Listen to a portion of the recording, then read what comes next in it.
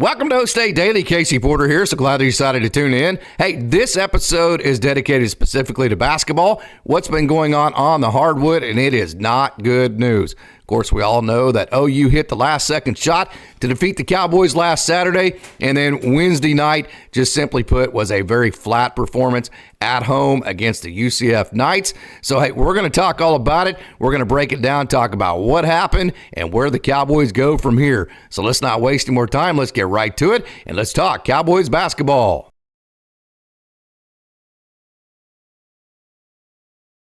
Oklahoma State dropped a 77-71 decision on Wednesday night at Gallagher-Iba Arena in front of about 900 people or so. Of course, I'm joking, but not by much. Just was not a good performance by the fans. You could tell the players fed off of the lack of energy. Not an excuse, just simply a fact. When the fans don't show up, it really affects the kids.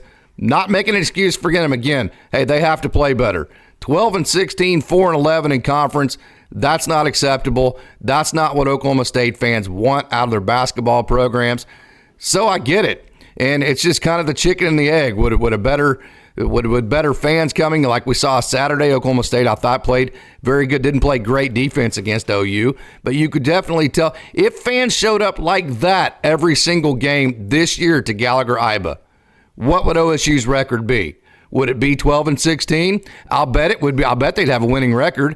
And then also, I'll bet that Oklahoma State would probably have a couple more wins in conference. Maybe, who knows? But hey, that is what it is. It's just, it pains me because, I grew up going to all of the Oklahoma State basketball games, and I just wish we could figure out a way to get Gallagher-Iba full again because it matters so much. So take that for what it's worth. But hey, Oklahoma State, what's going wrong with OSU? Of course, it's a team that's been they've relied upon the three-point shot. I've complained about that in the past, but as of late, they've actually gotten downhill and gotten to the rim a lot better. I think Jamiron Keller is a big part of that. Also, I think Javon Small is doing a good job getting to the rim. And then also Eric Daly, I think his ability to post up, keep balls alive, has been big for this club as well. So I think offensively, the ball has moved better. It hasn't stuck. I think Oklahoma State has gotten better shots and played a lot better offense as of late. So what went wrong in the UCF game? Well, in the OU game, OSU just simply didn't play good defense. I mean, OU scored. Of course, OU had a couple of guys that got hot. They had an inside-outside presence, and then also they hit big shots. I know OU was ice cold for their three-pointers in the first half, but in the second half, just seemed like everything that could have went right on the offensive end for OU did. So in the OU game, it was about defense. But in the UCF game, I'll tell you what, man, it was all about rebounding. The thing about Oklahoma State is that they don't rebound very well. If you're going to be a team that doesn't necessarily shoot the lights out of the ball, which, hey, I would personally, I don't know a whole lot about basketball, but having a team that has to rely on having high shot percentages each night to win, I think that's kind of a formula for inconsistency.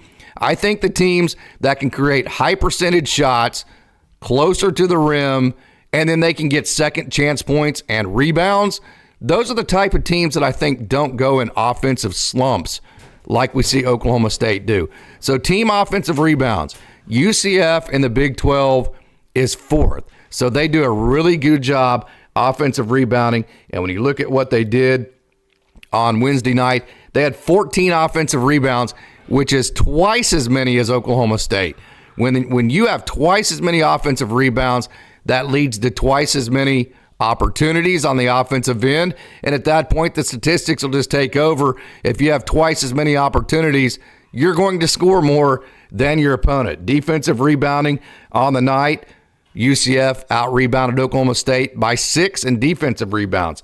So in total, UCF had 40 rebounds to Oklahoma State's. Let's look at this actually. UCF actually had, they had 40 rebounds. Oklahoma State had 27. So they out-rebounded Oklahoma State by 13 rebounds.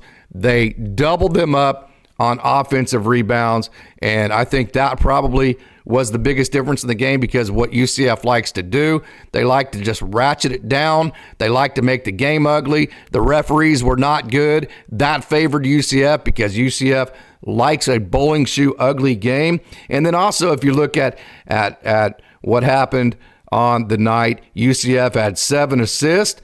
And, of course, they had 17 turnovers, which wasn't good. That kept Oklahoma State in the game.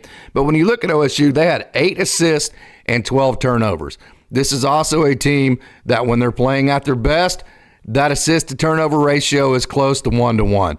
So when Oklahoma State is turning the ball over more than they are assisting, then usually that's going to be the type of game that they struggle in. Now, I will say this, though. I think they would have had more assists, but it just seemed like they had 5 or 6 point-blank chip shots that just didn't just crawl around the rim and didn't go in.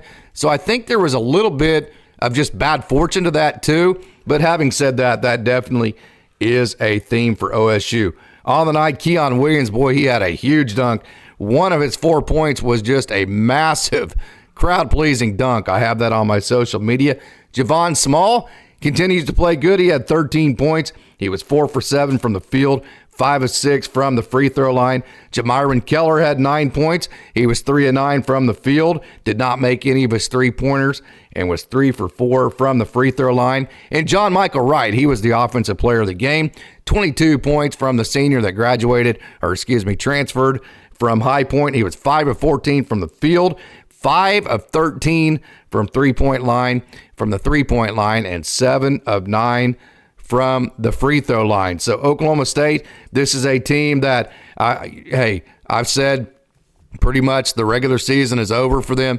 What you're playing for in the regular season, it's almost like spring training right now. You're going to play the rest of this regular season to get these wonderful young guys experience and then also maximize where you're at with your roster going into the Big 12, because if you want to make the NCAA tournament now, the only way to do that is to actually win the Big 12 tournament at this point. I love these young guys on this team.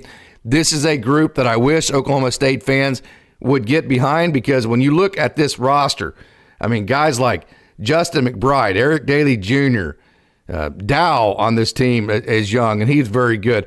Brandon Garrison, Keon Williams is just a sophomore. Jamyron Keller, just a freshman. This, in my opinion, is the best young crop of basketball players that Mike Boynton has assembled.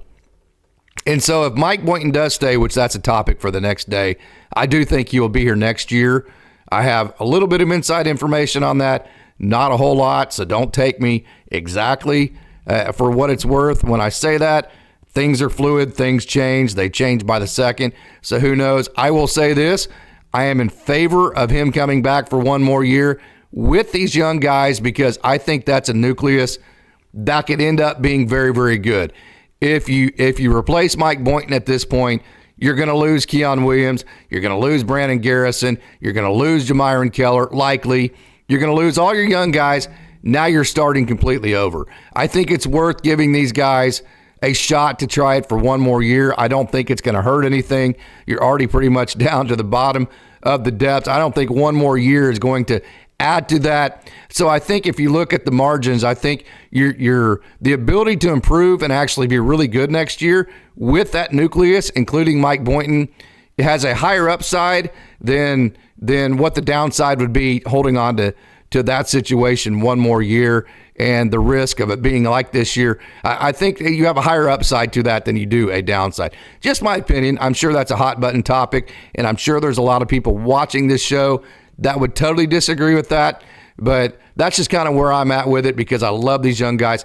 Now, what I really like about them is that they can score. I mean, it just, to me, you've had guys in the past that were athletic, like a Rondell Walker, that was a really great defender, but wasn't like a 100% skilled offensive player, or like even a Caleb Boone who had a soft touch, but really in high school, I mean, he turned around and dunked on guys.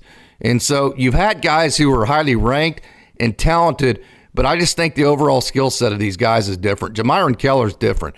He's just different. Keon Williams is just different. I mean, that guy he brings the energy. I see a lot of, I see just a lot of Tony Allen type skills in a guy like that. Eric Daly Jr., man, that kid's skilled. I mean, he can score. Brandon Garrison, I know he's fouled a lot lately. Last couple of games haven't been his best. But this is a guy that is a really, really nice post player. This is a really nice, I'm sure I'm missing some. Connor Dow can shoot the three as well. So this is a really, really nice young core, and I'd really like to see them stay together. Now, your argument might be, even if you do keep Mike Boynton, you're probably going to lose these guys anyways because they're going to be offered NIL money elsewhere. I'm not necessarily on that bandwagon. I do think if Coach Boynton stays, you have a good chance of keeping almost all these guys here. They love their coach. That is very obvious. And I think Oklahoma State has the ability to do what is needed to keep that core together, and I think that's what's best.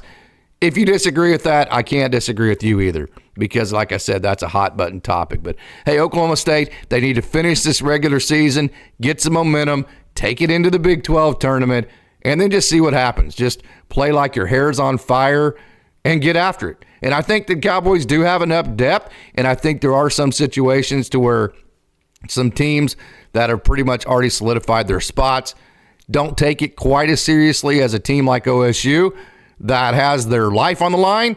So you never know.